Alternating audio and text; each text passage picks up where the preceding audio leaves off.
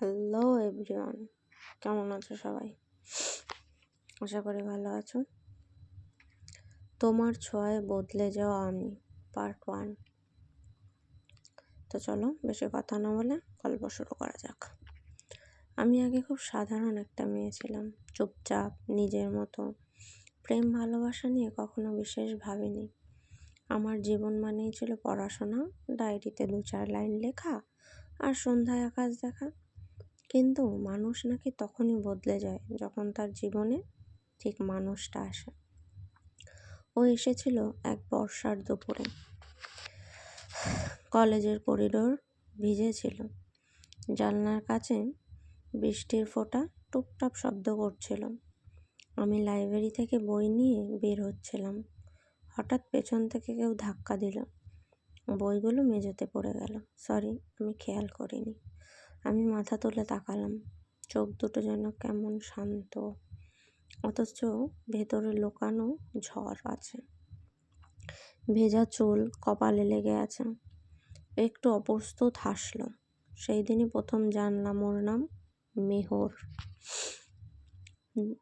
প্রথমে শুধু note share, তারপর ক্যান্টিনে একসাথে বসা, তারপর আজকে ক্লাসটা না করি বলে ছাদে উঠে যাওয়া।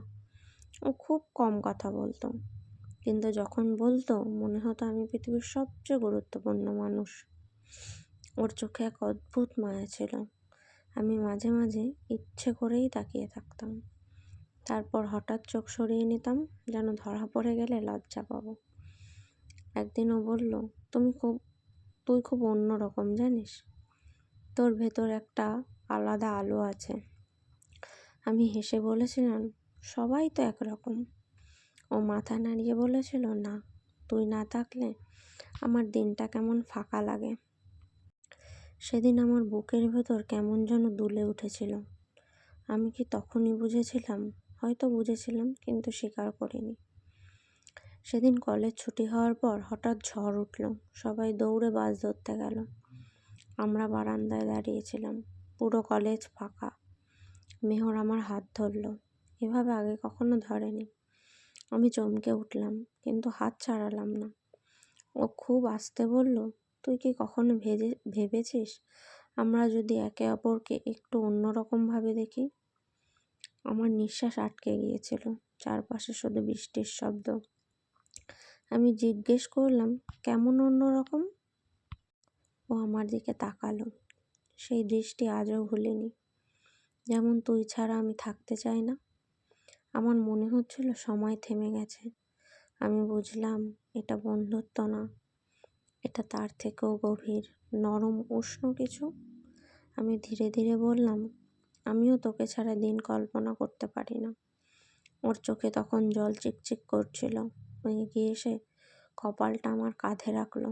সেই মুহূর্তে আমি জানতাম আমার জীবন আগের মতো থাকবে না। সব কিছু এত সহজ ছিল না। আমরা জানতাম সমাজ আমাদের মতো সম্পর্ককে সহজভাবে নেয় না। ক্লাসে কেউ কিছু বুঝতে পারলে ফিসফাস শুরু হতো, কিন্তু আমরা সাবধানে থেকেও ভালোবাসা লুকাতে পারতাম না। লাইব্রেরিতে টেবিলের নিচে ওর আঙুল আমার আঙুল ছুঁয়ে যেত। ক্যান্টিনে চায়ের কাপ বদল করে দিত।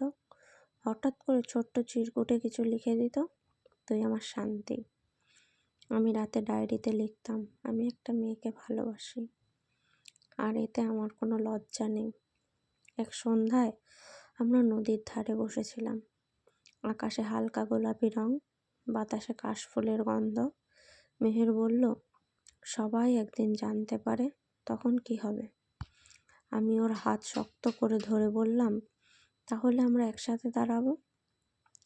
ও মৃদু হেসে বলল, তুই থাকলে আমি সব পারবো। আমি ওর দিকে তাকিয়ে খুব শান্ত গলায় বলেছিলাম, আমি তোকে ভালোবাসি। এই 3টা শব্দ বলার পর মনে হয়েছিল আমি পৃথিবীর সবচেয়ে সাহসী মানুষ। ও আমার কাঁধে মাথা রেখে ফিসফিস করে বলেছিল, আমিও তোকে অনেকটা। সেদিন থেকে আমরা শুধু দুজন মানুষ ছিলাম না, আমরা ছিলাম একে অপরের আশ্রয়। একটা গোপন আকাশের নিচে দাঁড়িয়ে থাকা 2টা হৃদয়। কিন্তু আমরা জানতাম না সামনে আরো বড় ঝড় অপেক্ষা করছে। তো বড় ঝড়টা কি? জানতে হলে নেক্সট পর্ব দেখতে হবে।